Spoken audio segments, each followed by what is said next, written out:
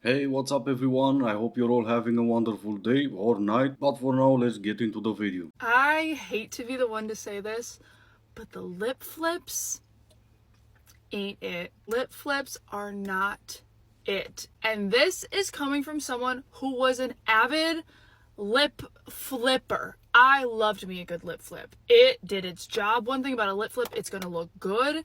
You don't need to put filler. It gives you a little oomph. Like when you're smiling, your top lip doesn't curl under. Like it did its job. It looks good, objectively. However, when I would say my P's and my B's, anything that required me to even remotely close my lips together, impossible. Like I couldn't even say the word impossible. I would look back at videos of myself speaking and be like, what is wrong with my mouth? It looked like I couldn't close my lips together. And don't even get me started on drinking out of a straw. Like water would spew out of my mouth. Yes, it would look good. Yeah, that kind of depends on who you're asking or how much quantity you inject into your lips. Going by the fact that you couldn't even drink water out of a straw or couldn't even speak, I'm guessing you kind of did put a lot into your lips. As a man, I don't care much about lip fillers or lip flips. I think the only difference is what you inject into your lips. But I can still say, for some of you, you can't even tell the difference. For some of you, well, you can see it from a mile away.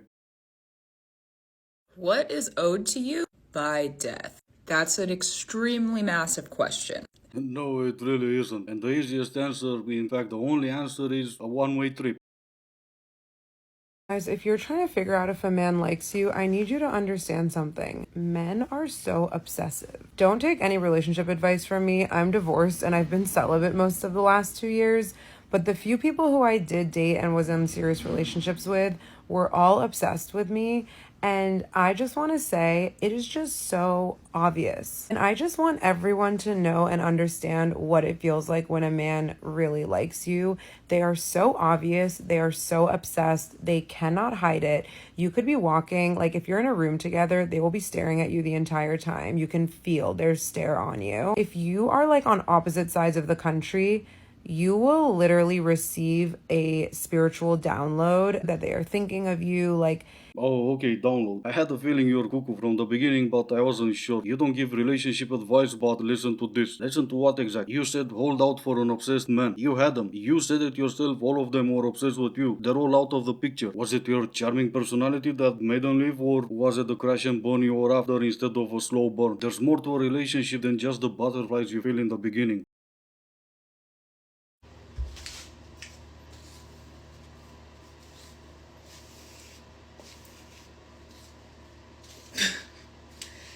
So pretty. So pretty.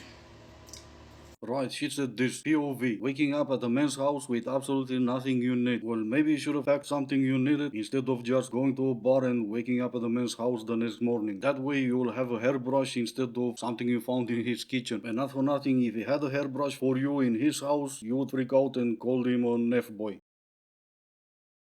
It's so nice to get out into nature. Oh, sorry, excuse us. Enjoy your hike. I love your set. It's really cute. I'm meeting up tonight with my friend Layla, who I met walking from Starbucks to my car. I know it's like so random, but she's like loosely connected to the royal family. So I don't know. She's just really cool and interesting and a good person to know. So you never know when you're going to need to contact the royal family for a favor or whatever. Hi, can I pet your dog? Is that okay? No, after Friday, I was so exhausted too. Like, I just want to have a chill brunch just with the girls and go back to someone's backyard and have like a kickback or something. Like, I'm sitting here. You guys can all come to me. I need a break. Nature, nature, nature. Are you like a nature girly? Are you more lakes or oceans? Spring or fall? Or summer? Do you believe in God? I went to a psychic medium and she told me that I have the same soul as my great-grandmother, which kind of sucks because I always wanted to meet her, but I can't do that now because I am her. That kind of means that every single time you look in the mirror, you'll give yourself a jump scare. No, what I'm trying to say is they need to bring asylums back. And no, even if I had a dog, you cannot traumatize it. Last year, I met this guy, and we started hanging out platonically, and I remember there was this time we were sitting on his sofa, and we were drinking wine, and he was showing me Action Bronson videos on YouTube. And that was the moment I realized, no, this is no longer platonic for me. I actually have a huge crush on you, sir, because this is the best thing that's ever happened to me. And it's so mundane, and in that moment, I just remember realizing I love just being bored with you. You're so fun to be bored with.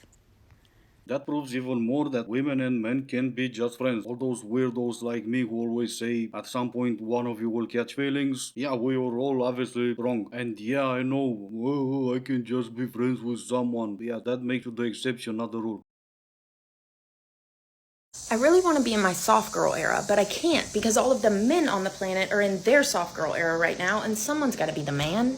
That makes even more sense when you consider that none of you know what a woman is anymore. You also don't even know what a man is, that's why you talk like that, but that's beside the point. Just by listening to you, I could have kept my eyes closed and still see the tattoos and the nose ring. And even not having to listen to you anymore, I can still know for sure you're one of those who were complaining about masculinity. Remember when you used to call that toxic? 3 of the 5 traits of toxic masculinity were being stoic, being physically in shape, and being financially independent. Now you're complaining about men not being men? Okay.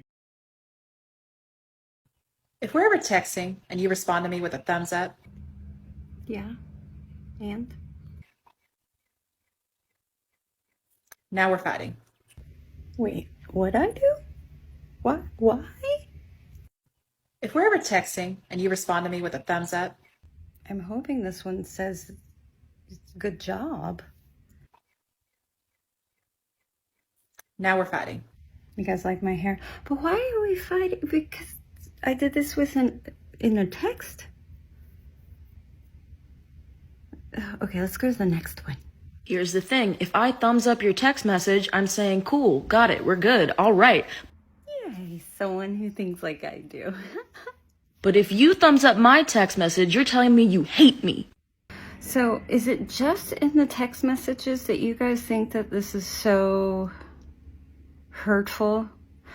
Or am I allowed to do it to you live? Like, can I be on video or can I be like in front of you and just be like, I'm sure you can, and your hair looks nice. As for the 3 lunatics who have a problem with a thumbs up, I don't think I can manifest a big enough F to give, or even a little one if I'm completely honest. Here's a little blast from the Gen X past. Do you know where your children are?